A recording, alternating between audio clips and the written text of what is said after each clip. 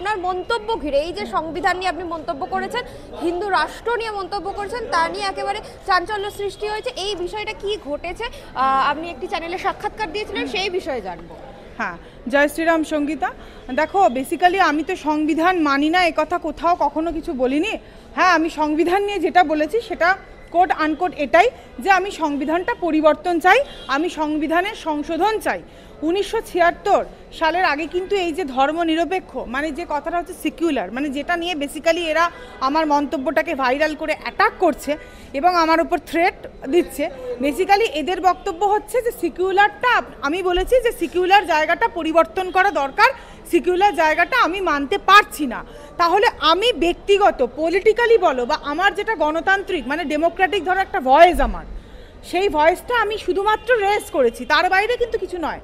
এবং আমি বারবারও বলবো, মানে এর পরেও প্রতিটা মিডিয়াকেও আমি একই কথা বলেছি, আমি তোমাকেও এই একই কথাই বলবো, হ্যাঁ আমি হিন্দু রাষ্ট্র চাই, হ্যাঁ আমি হিন্দু রাষ্ট্র চাই। আবারও বললাম 3 বার, কনফার্ম করছি, হ্যাঁ আমি হিন্দু রাষ্ট্র চাই, এটাও কনফার্ম করছি। আমি চাই সংবিধান অ্যামেন্ড হোক, সংবিধান সংশোধন হোক।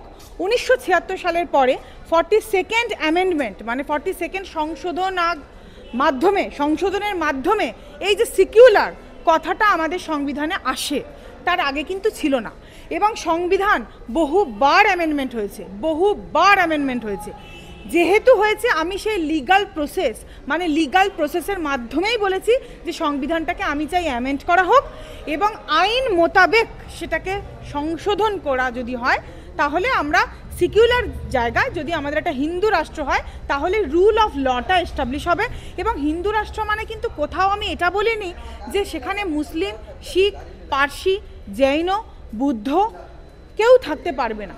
একটা হিন্দু রাষ্ট্রে যেমন একটা মুসলমান রাষ্ট্রে সকল ধর্মের লোকেরা থাকে, ঠিক সেই রকমভাবেই আমি বলেছি আমাদের যেহেতু হিন্দুদের জন্য কোনো দেশ নেই, তাই আমাদের ভারতবর্ষ যদি হিন্দু রাষ্ট্র হয় তাহলে হিন্দু জেনোসাইড যে বিভিন্ন জায়গায় হয়েছে, কেরালা থেকে শুরু করে, কাশ্মীর থেকে শুরু করে, কর্ণাটকা থেকে শুরু করে, পশ্চিমবঙ্গ থেকে শুরু করে লট অফ প্লেসেসে, তাহলে সেই অত্যাচারটা কম হবে।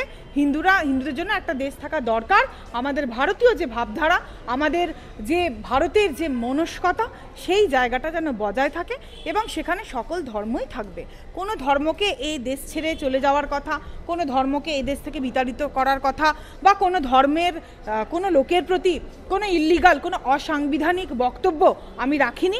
আমি যে বক্তব্যটা রেখেছি সেটা পুরোপুরি সাংবিধানিক এবং সংবিধান মোতাবেকই আমি রেখেছি এবং এখন আমি সেটাই বলবো। পরবর্তীকালে আমাকে, তখন আমি বেলডাঙ্গার পিআইএল মামলাটা লড়ছিলাম, আমাকে আজিজুল, যে মানে বেসিক্যালি ওর একটা পলিটিক্যাল মোটিভেশন আছে সেটা আমি জানি বা জেনেছি, সে আমাকে বারবার প্রশ্ন করছিল, আচ্ছা দিদি আপনি কেন বেলডাঙ্গার মামলা করেছেন, তাহলে কেন বলুন আমাদের ঠাকুরের মানে যেটা ওদের ধর্ম আর কি, যাই হোক সেটা তো আমি যাচ্ছি না, এরকম একটা খারাপ ডিসপ্লে হয়েছে, সেটা হিন্দুদের দাগিয়ে দেওয়া হচ্ছিল। আমি তখন বলি, দেখো বেলডাঙ্গার মামলাটা আমার এই কারণেই করার উদ্দেশ্য যে হিন্দুদের ঘরবাড়ি জ্বালানো হচ্ছে, অত্যাচার হচ্ছে, সেটা যেন সুরক্ষিত জায়গায় থাকে হিন্দুরা, এর বাইরে আমার কোনো উদ্দেশ্য নেই। যদি কারণ একটা মানে মুর্শিদাবাদের মতন বেলডাঙ্গার জায়গা যেখানে পুরোটাই মেজরিটি হচ্ছে মুসলিম সম্প্রদায় এবং সেখানে যে তোমার যে লেখাটা মানে যেখানে যে খারাপ কথাটা ওরা লিখেছে সেখানকার লাইট ওনারও কিন্তু একজন মুসলিমই, যেটা জ্ঞানত, আমার জ্ঞানত, তাহলে তারাই কি দাঙ্গা লাগানোর জন্য করেছে, এটাই প্রশ্নটা ছিল। আমরা কোর্টের কাছে সেটা আইন মোতাবেক লড়ছিলাম, সেইটা নিয়ে ওনার রাগ হয়েছিল যে কেন আমি তাহলে হিন্দুদের পক্ষ নিচ্ছি, কেন আমি বলছি যে ওদের ঘরবাড়ি জ্বালানো হবে। তখন আমি তাকে উত্তরে এটাই বলেছিলাম, প্রত্যুত্তরে কথোপকথন যখন হচ্ছিল, যে দেখো যদি খারাপ কিছু হয়ে থাকে তাহলে সেটার জন্য তো একটা রুল অফ ল আছে, মানে প্রপার ইনভেস্টিগেটিং অথরিটি আসবে, এনকোয়ারি হবে, তদন্ত হবে। কেন হঠাৎ করে হিন্দুদের বাড়ি জ্বালিয়ে দিয়ে তাদেরকে মেরে কেটে দেওয়া হচ্ছে, তাদেরকে আহত নিহত করা হচ্ছে, তারা হসপিটালাইজড, এই জায়গাটার আমি বিরুদ্ধে। কে ঠিক বা কে ভুল সেটা তদন্ত সাপেক্ষ ব্যাপার, সেটাও আমি কিন্তু তাকে বারবার বলি। সে আমার উপর চড়া হয়ে বলে তাহলে তো হিন্দুরা মরবেই, হিন্দুরা তো মার খাবেই। সেই র ফুটেজ কিন্তু সে পাবলিশ করেনি। যদি তাকে ইন্টারোগেট এবং ইনভেস্টিগেশন করা হয়, কারণ জিনিসটা যেহেতু আমি আইনের আওতায় ডেফিনেটলি এনেছি এবং অনারেবল ম্যাজিস্ট্রেট এই মামলাটার মানে গ্রহণ করেছেন এবং তিনি ম্যাটারটি দেখছেন, মানে magistrate is in says in over this matter.